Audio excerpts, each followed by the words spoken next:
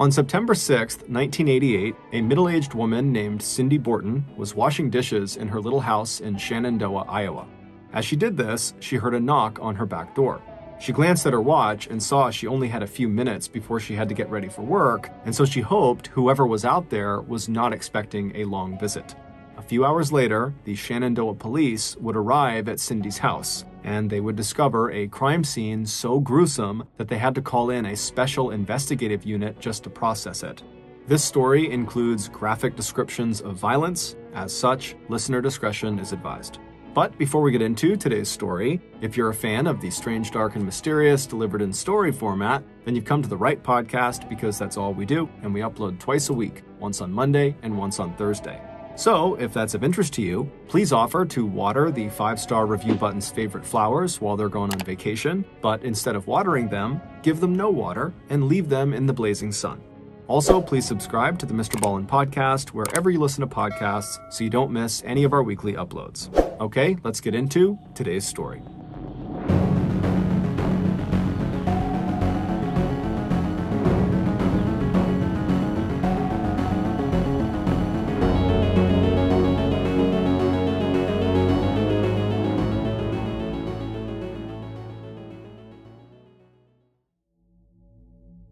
The state of Iowa is known as the corn capital of the world, but Iowa's 3 million residents do a lot more than produce billions of bushels of corn every year. They also personify some of the best qualities that America has to offer. Located in the Midwestern part of the country and surrounded by 2 rivers and 6 other states, the people of Iowa take pride in being friendly, considerate, law-abiding, hardworking, and just plain nice. The state is one of the safest in the country, and every year, national surveys show that Iowa residents are among the most polite Americans you will ever meet. And if there's one place in Iowa where you are guaranteed to be treated, quote, Iowa nice, it's the little town in the southwest corner of the state called Shenandoah. At one time, Shenandoah was considered the seed and nursery capital of the entire world. They no longer hold that title, but residents of this town are still surrounded by some of the most beautiful flowers and trees on the planet, along with some of the best-tasting fruits and vegetables. And back in 1988, if there was one person in Shenandoah who absolutely embodied the town's spirit of friendliness, hospitality, and local pride, it was 39-year-old Cindy Borton. If you were a visitor to Shenandoah back in the late 1980s, Cindy would be one of the first people to run right up to you to introduce herself and offer you directions or recommendations of where to go in her little town. And if you were one of Cindy's friends or neighbors, she would drop anything she was doing to help you, and it didn't matter if it was day or night. Unlike many of the town's 5,500 residents whose family had been living in the town for generations, Cindy and her husband Robert and their son John had moved to Shenandoah later in life. Cindy was born on May 22, 1949, in another small Iowa town called Garwin that was located 3.5 hours to the northeast of Shenandoah. There, she and her brother had grown up playing outside and helping their parents with daily chores. After high school, Cindy went to work at a local restaurant, which is where she met her future husband, Robert. He had grown up in another Iowa town about 30 minutes away from her. Robert was a stocky young man with horn-rimmed glasses and brown hair that he swept back from his receding hairline, and when he met Cindy, he was instantly charmed by the smiling and laughing waitress with thick dark hair and shining eyes. A year after meeting, Cindy and Robert got married, and 1 year after that, they welcomed their first and only child, a baby boy named John. Early on in their marriage, Robert enlisted in the U.S. Navy, and so he was gone a lot of the time. As a result, Cindy stepped up and became the anchor of the family, always putting the needs of her husband and her son over her own. She also began working multiple part-time jobs to supplement Robert's military income, which was just not that much. However, she only took jobs that did not interfere with her ability to spend quality time with her son, John. In 1977, after Robert left the military, the Bortons moved to a town in Illinois called Evanston. There, Robert enrolled in a private seminary so that he could fulfill his lifelong dream of becoming an ordained pastor. In 1981, Robert graduated from the seminary, and a year later, he got an offer from a little church in Shenandoah asking him to come be their pastor. Robert and Cindy were thrilled, And so after Robert accepted the offer, the little family packed up their belongings and then made the 8-hour trip west back to their home state of Iowa and into the pretty little town of Shenandoah. Once in Shenandoah, Cindy immediately threw herself into her new role as the pastor's wife. She was naturally outgoing and empathetic, and so she pretty much instantly became a favorite, not just with Robert's congregation, but with the rest of the town as well. Even though Robert had landed his dream job, it was not a high-paying job, and so like Cindy, he needed to go out and pick up some extra work to make ends meet. Robert would get a part-time job at a car dealership where he washed and cleaned cars, and Cindy, after arriving in Shenandoah, worked as many as 3 part-time jobs, including her main one at a donut shop. But despite how much Cindy and Robert were forced to work every week, they were very happy people. In fact, when most people described Cindy when she was living in Shenandoah, they would talk about her laughter, because 1, she seemed to always be laughing and smiling, and 2, because her laughter was incredibly infectious, and anyone who heard it couldn't help but laugh themselves. But the Bortons' seemingly perfect life would go off the rails in 1987, 5 years after the Bortons had arrived in Shenandoah. That summer, Robert's church, which had been struggling financially for years, was finally forced to shut their doors, and so Robert's job was gone, and so too was his main source of income. This loss was devastating both emotionally and financially for the Borton family. By September of the following year, 1988, Robert had not had any luck finding another pastor gig in town or nearby, and the income they were making between Robert's car dealership work and Cindy's various part-time jobs was just not enough, and so the couple began talking about relocating. However, they both loved Shenandoah, it was their home, and John, who was 18 at the time, he was about to start his senior year in high school, and so they really didn't want to pull him out until he was done. And so Cindy and Robert decided that they would just stay in Shenandoah and they would weather the financial storm they were in, and then maybe after John graduated from high school, they would think about moving.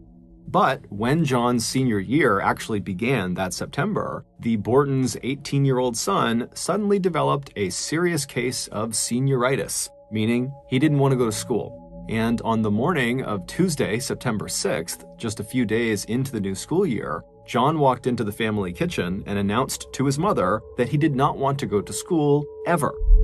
Cindy had to argue with John all by herself because Robert had already left that morning for work. But luckily, John eventually just gave up because he knew his mother was not going to budge. She wanted him to go to school. And so, begrudgingly, John ate his breakfast, he gathered up his backpack, and he followed his mother out to her car that was parked in the driveway. On the drive to school, Cindy reminded her son that she'd be working at the donut shop that afternoon, and so he'd have to walk home. When they arrived at Shenandoah High School a few minutes later, John, who was still very annoyed with his mother for forcing him to go to school that day, he got out and he slammed the car door before mumbling a barely audible goodbye to his mother.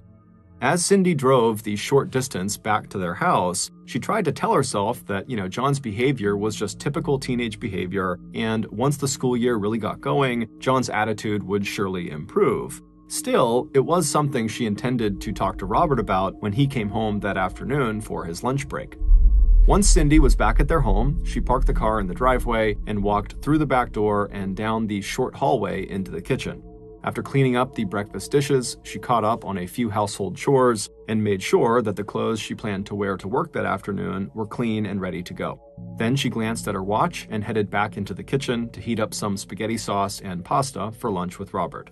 Right at 12 p.m. that afternoon, just a half-mile away, Robert would tell his boss that he was headed home for his 1-hour-long lunch break. A few minutes later, Robert pulled his pickup truck into the driveway of his modest little house, he turned off the engine, and he walked up the steps to the front door. As he stepped into their small living room, he called out to let Cindy know that he was home. After she called back to him from the kitchen, Robert went to the first-floor bathroom to wash up before he too headed into the kitchen to join his wife. As Cindy served him a hot plate of spaghetti, Robert listened as Cindy told him about how John had not wanted to go to school that morning and how upset he was when she dropped him off. And Robert would agree with his wife that, this did seem like typical teenage behavior and that, probably as the school year wore on, his attitude would change. The pair would chat about John's behavior for the bulk of their meal, and then at about 12:45, Robert put his dishes in the sink, he thanked Cindy for his lunch, and then he told her he'd see her that afternoon after she got home from her shift at the donut shop. A few minutes after Robert had left the house to return to work, Cindy was already washing the lunch dishes when she heard a knock on the back door. She glanced at her watch and wondered who would be visiting her in the middle of the day. A little over an hour later, at around 2 p.m., Robert received a call at the car dealership where he worked. When his boss handed him the phone, Robert heard the voice of Cindy's coworker at the donut shop. Sue Rogers told him that Cindy had not shown up for work, which was unlike her since she usually arrived for her shift early. Sue had tried calling the Borton house, but no one had picked up. Robert told Sue that, maybe Cindy had taken a nap after lunch and she's just overslept. An hour later, at 3 p.m., Robert got another call from the donut shop. This time, Sue sounded worried. Cindy still had not shown up for work, and a coworker who went by the Borton house had stopped at the back door to call out for Cindy, but didn't get an answer. And they noticed that the door was open, but this coworker didn't want to go inside without being invited, and so they left. Robert called home, and when Cindy did not pick up the phone, he asked his boss if he could leave work to go check on his wife. Just after 3:30 p.m., Robert pulled up to his house, and the first thing he noticed was that Cindy's car was still in the driveway. After parking his truck just behind her car, Robert walked up to the front door and let himself in, calling out his wife's name as soon as he stepped inside. When there was no answer, Robert began walking from the living room where he came in at the front of the house toward the back of the house where the kitchen was. As he walked, he kept yelling out for Cindy, but it was silent. When Robert finally reached the kitchen and got a view of the kitchen, he came to a complete and sudden stop. Backing slowly away, Robert reached for a nearby phone on the wall and he called 911. When they picked up, he would tell police to come to his house right away because his wife had had a terrible accident. After hanging up the phone, Robert grabbed the family dog's collar off of a nearby hook, and he put it on the dog and led the dog outside to the backyard where he tied the dog up, and then Robert walked around the outside of the house to the driveway in front, where he leaned against the side of Cindy's car, and there he waited patiently for the police to arrive. When the local police and ambulance arrived at the Borton house a few minutes later, Robert stepped forward to meet them. Then he stayed outside while the police and the medical technicians entered the front door and made their way into the kitchen and back. What they saw inside was so shocking and so gruesome that the chief of police, Richard Hunt, he knew this was not a crime or a crime scene that his local police force could handle. He needed serious help from the state, and he needed that help right away. The kitchen was covered in blood, and lying on her back in the middle of the floor was Cindy Borton. She had been stabbed 29 times with various bloody weapons that were found near her body on the ground. Based on the sheer violence of the attack and the fact that the back door had been unlocked and undamaged, Chief Hunt was sure that this crime had been personal. He knew the crime statistics in Iowa. 85% of all homicides in the state were committed by people and family members who were close to the victim, which meant that right away, Cindy's husband, Robert, and her son, John, were at the top of the list of potential suspects. And so as Chief Hunt and the rest of the local police force more or less waited for the state law enforcement to arrive so they could actually begin processing the scene, Chief Hunt decided to just go outside and speak with Robert. And so he went outside, he walked down the front steps, and he made his way over to Robert, who was still near Cindy's car, and Chief Hunt would ask him, "Robert, do you have any idea who could have done this to your wife?"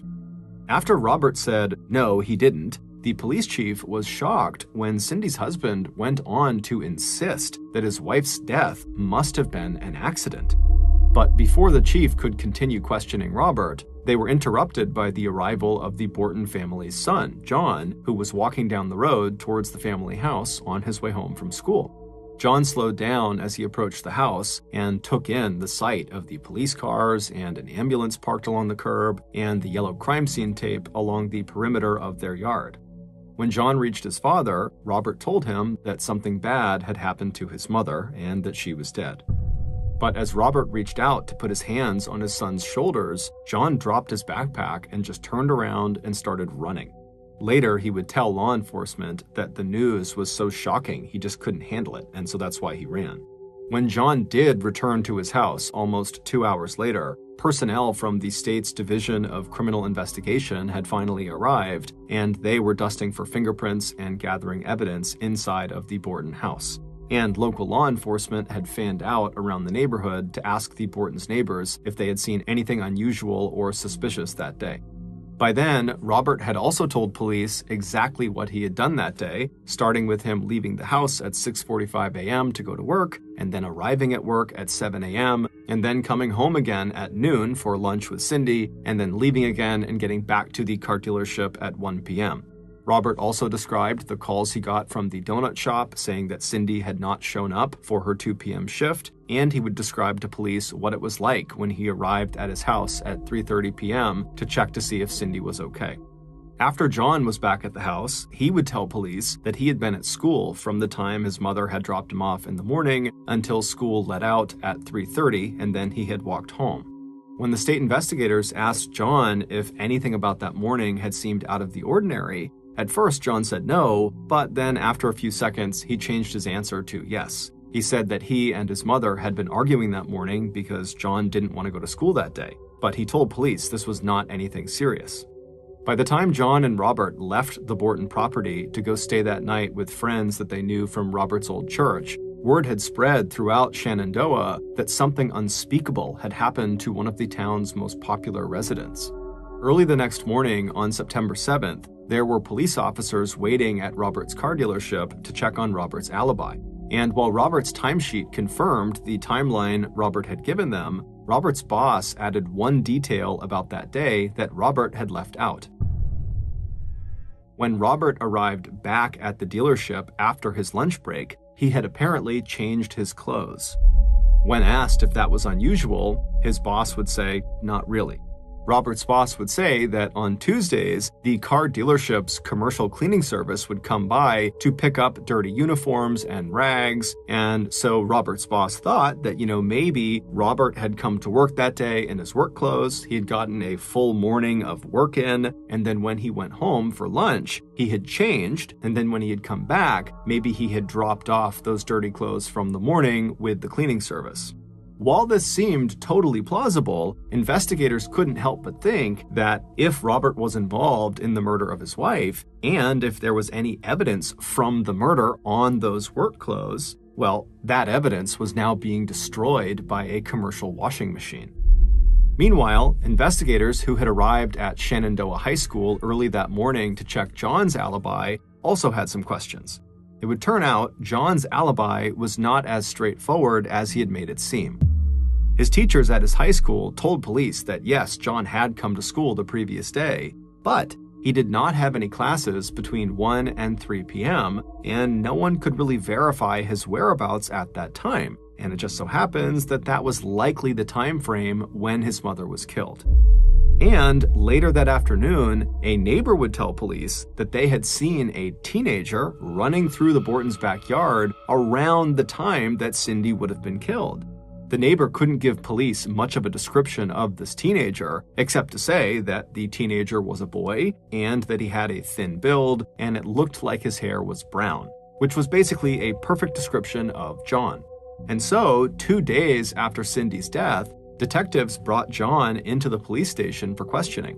When pressed about the 1 to 3 p.m. gap in his alibi, John would adamantly state that he never left school grounds during that time period.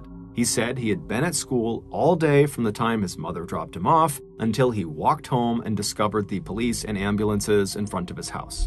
When asked about his parents' relationship, John admitted that there was some tension there and that sometimes he heard his parents arguing, mostly about money.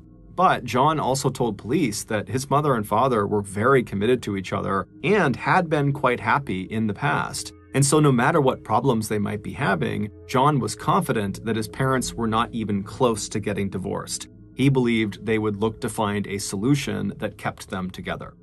As for his own relationship with his mother, John told police that his mother had been everything to him and that it totally crushed him that his last interaction with her was that stupid fight about him not wanting to go to school.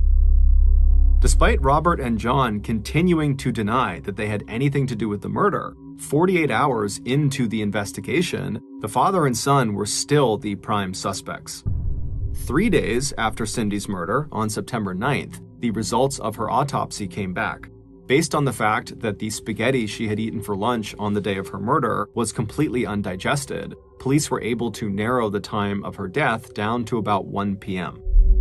Meanwhile, investigators questioning teachers and students at Shenandoah High School were starting to believe that John had been telling the truth, that he really had been on school grounds on the day of the murder from 1 to 3 p.m. At Cindy's memorial service on September 13th, 6 days after her murder, investigators were waiting outside the church. Before scratching John off of their suspect list, they wanted to talk with John's best friend, Jim Bettis, to see if he could offer any additional insights into John's relationship with his mother. Jim had been a frequent visitor at the Borton household, and since Cindy's death, he had been spending a lot of time with John, comforting him.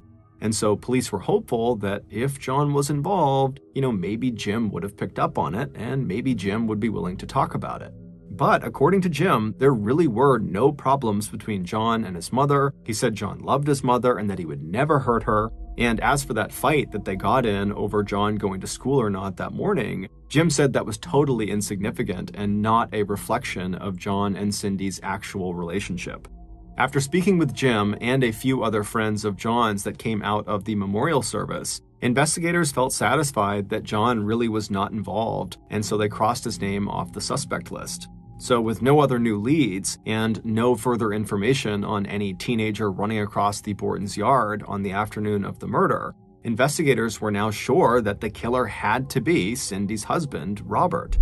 So, about 1 week after the murder, investigators brought Robert into the interrogation room in the basement of the local police station, and then once he was sitting down, a special agent from the state's Division of Criminal Investigation leaned in close to Robert and said, "Bob, let's quit playing games. We both know Cindy was dead when you went back to work." But for the next 3 hours, Robert, who showed very little emotion and no signs of grief, refused to change his story. He said he had nothing to do with his wife's murder. He said that Cindy had seemed totally normal when he left for work early on the morning of the day she died, and when he came home for lunch that day at noon, she was alive. And she was also still alive when he left to go back to work at 12:45 p.m. Before leaving the police station, Robert agreed to have his fingerprints collected, and he agreed to take a lie detector test. So, the very next day, a special agent drove Robert 150 miles northeast to Des Moines, where Robert was hooked up to a polygraph machine that would measure his physical reactions to a series of key questions. Questions like, "Did you hurt your wife?" or "Did you kill your wife?" And Robert would answer these questions the same way he had the day before in the basement interrogation room at the police station. "No, I didn't hurt my wife. No, I didn't kill my wife." But this time, the polygraph machine showed that Robert was not being truthful. He didn't fail his test by much, but the results convinced investigators that despite Robert's denials, he must be the killer. And so the agent who had administered the lie detector test pulled Robert aside for another round of intense questioning, telling him, "Hey, you failed this test, so you got to tell us the truth now." But Robert continued to say that he had nothing to do with it, and he even fell asleep during this interrogation. Even with this failed lie detector test, the police lacked hard evidence that linked Robert to the murder. And so even though they wanted to keep him, they couldn't. They had to let him go. And so a special agent drove Robert back to Shenandoah, and on the drive, he turned to Robert and he said, "You know, Bob, when this is all over and you've been arrested, charged, tried, and convicted, I would be honored if you confessed to me." But a week later, 2.5 weeks after Cindy's murder, investigators got another piece of bad news when the state's crime lab reported that they had not been able to lift any fingerprints from the various murder weapons that had been found in Cindy's kitchen. They also were unable to pull any prints off of any other physical evidence that had been sent off for testing. As September inched towards October, and police had still not made any arrests, the residents of Shenandoah were outraged and scared. Every day they called the police station and the mayor's office seeking updates, and local gun stores reported a serious uptick in sales. And in November, Robert, who was being questioned by police nearly every day and was being shunned by residents who now walked across the street to avoid talking with him, he packed up the family's belongings and moved with John to the town of Gladbrook, just outside of Des Moines, where he and Cindy had actually gotten married. Around this time, local reporters began asking the question that was on everyone's mind. How was it possible that in a town as small as Shenandoah, police could not figure out who had committed such a heinous crime? And on top of having a murderer on the loose, Shenandoah also had an arsonist on the loose. Around the time Cindy was killed, someone had been intentionally setting fires around town, damaging an elementary school, as well as destroying a pickup truck. And while the arson attacks didn't appear to be connected to Cindy's murder, it did seem odd that there would be two violent crimes happening at the same time in a town that saw almost zero violent crime. And so some investigators began to suspect, just because of the rarity of violent crime, that the arson attacks and the murder had to be connected. And on November 30th of that year, their suspicions seemed to be confirmed. On that day, there was an arson attack at Shenandoah City Hall, except this time, the arsonist left behind a note. On this note, the arsonist warned police that the school fire and the truck fire and the murder of Cindy Borton were nothing compared to what was coming next. At the end of this note, the arsonist identified themselves as, quote, the Night Stalker. The Night Stalker was the name of a notorious murderer in California who had been captured 3 years earlier.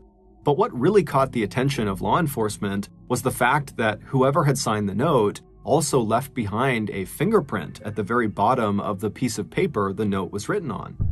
While investigators waited on the results of the fingerprint analysis, they returned to the scenes of the earlier arson attacks, and on a bridge near the school fire, police had found the letters NS painted on a concrete support. They believed these had to be the initials of the Night Stalker. By early December, the mayor of Shenandoah had received more than 200 calls from terrified residents demanding that the police find the arsonist/killer before they murdered anyone else. But the Night Stalker lead came to an abrupt end a few weeks later when the fingerprint analysis not only failed to match Richard Borton's fingerprints, it didn't match any prints on file in any local, state, or federal law enforcement database. So unfortunately, both the arson cases and the murder case began to grow cold. It wasn't until 5 months after Cindy Borton's murder that local and state investigators would get the tip they needed to break the murder and arson cases wide open. Around dinner time on the cloudy, cool night of January 30th, 1989, the Shenandoah police chief, Richard Hunt, got a call from one of his officers. There was a teenager who had just walked into the police station, and he wanted to talk with someone about the murder of Cindy Borton. A few minutes later, Chief Hunt was sitting in his office looking across his desk at 18-year-old Jack Johnson, one of John Borton's best friends and classmates, and one of the boys investigators had talked with back in September when they were confirming John's alibi for the time of his mother's murder. Jack told Chief Hunt that a few days earlier, on January 26th, Jack had been talking to someone, and during their conversation, Jack had asked this person what was the worst thing they had ever done. And this person paused for a moment, and then they said to Jack, "I've done something that I'm pretty sure God will never forgive me for." Jack would go on to tell police all the awful details of what this person claimed to have done that God would not forgive them for. Based on Jack's testimony, this is a reconstruction of what really happened to Cindy Borton.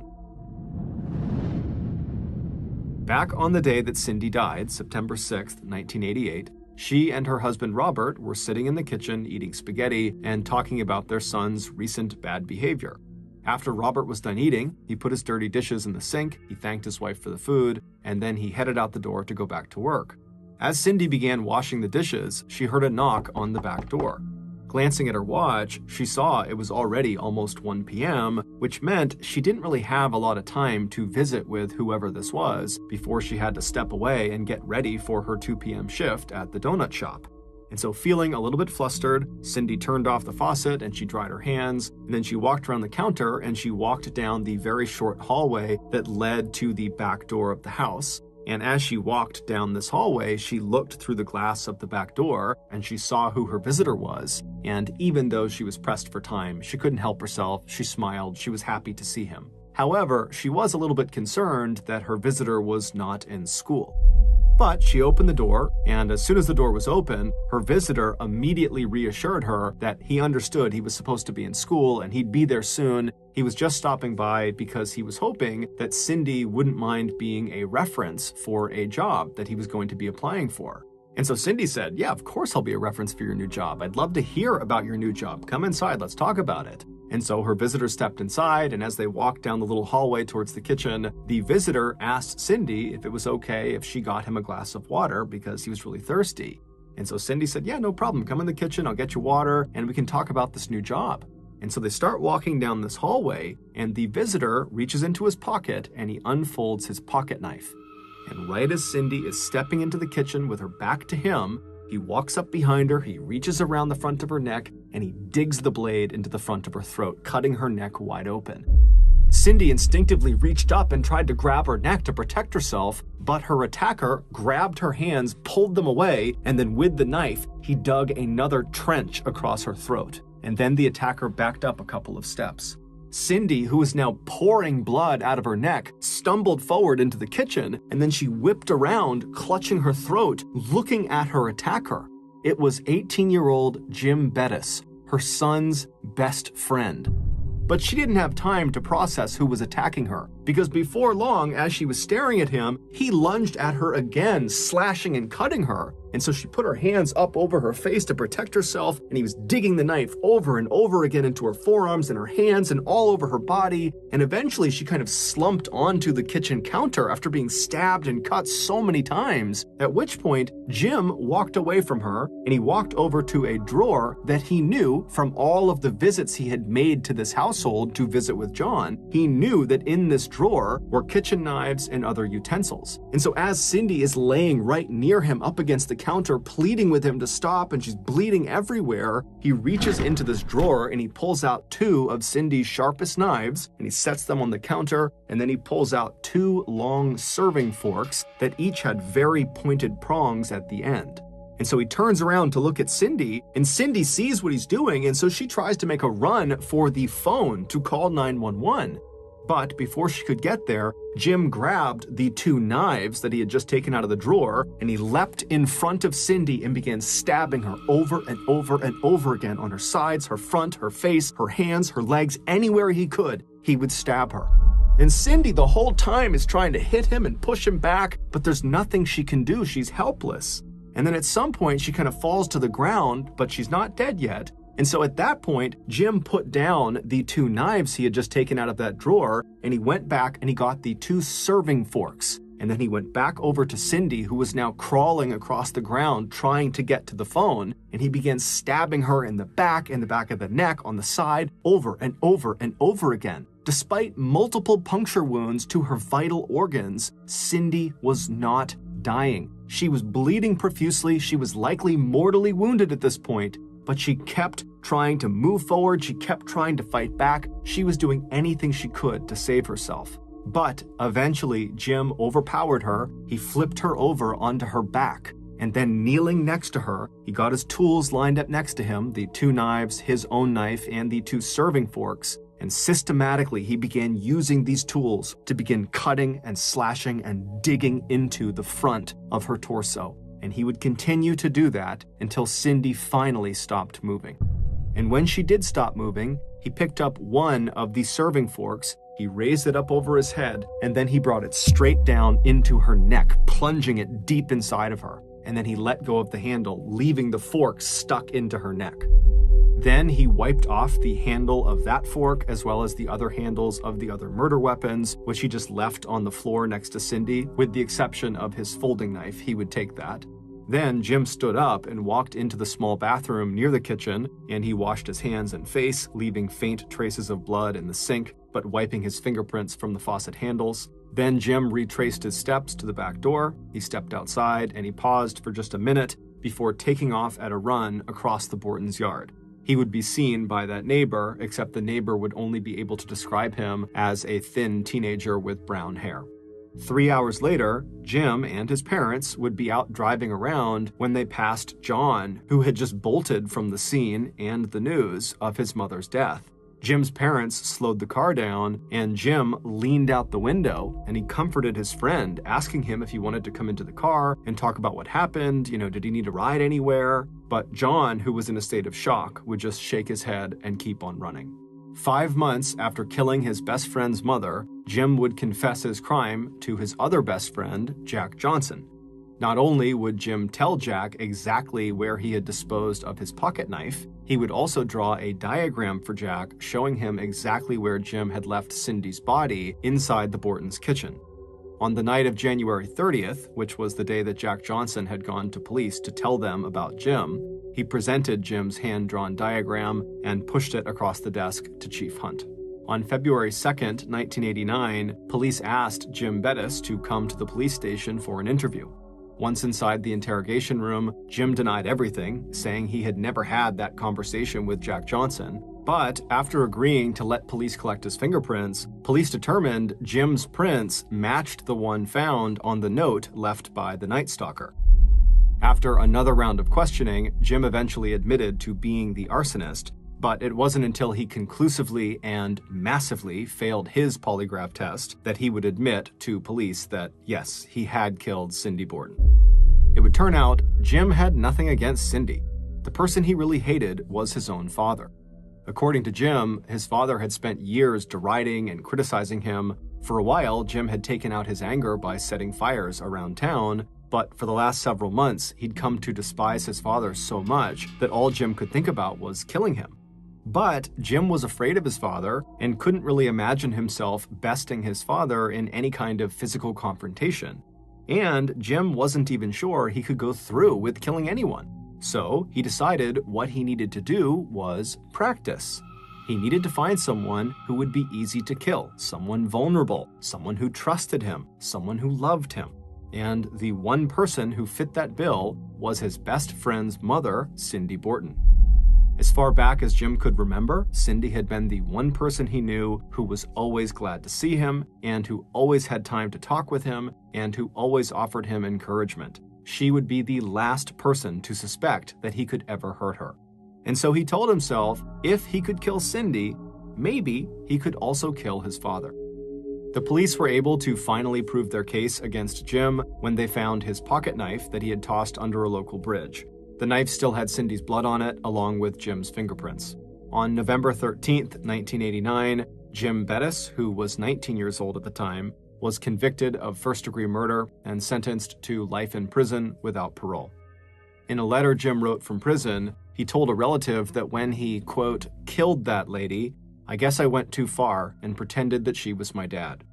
By 1990, 2 years after Cindy's murder, Robert and John had moved again, this time to Eldora, Iowa, a town of 3,000 residents located about 3.5 hours northeast of Shenandoah. Robert would remarry, and he would find work at a plastics recycling plant. State and local law enforcement in Shenandoah defended the intensive investigation techniques they used with Robert, saying that from the start, he was their only viable suspect. Now, 52 years old, Cindy's son John wants people to remember his mother for her life, not her death. He would tell reporters in April of 2022 that she was a wonderful, wonderful person, and I only miss her on days that end in the letter Y. Thank you for listening to the MrBallen Podcast. If you got something out of this episode and you haven't done this already, please offer to water the 5-star review button's favorite flowers while they're gone on vacation. But instead of watering them, give them no water and leave them in the blazing sun. Also, please subscribe to the MrBallen Podcast on Spotify, Apple Podcasts, Amazon, Google, and anywhere else you get your podcasts. This podcast airs every Monday and Thursday morning, but in the meantime, you can always watch one of the hundreds of stories I have posted on my YouTube channel, which is just called MrBallen. If you want to get in touch with me, please follow me on any major social media platform and then send me a direct message. My username on all platforms is just @MrBallen, and I really do read the majority of my DMs. Lastly, we have some really cool merchandise, so head on over to shopmrballen.com to have a look. So that's going to do it. I really appreciate your support. Until next time, see ya.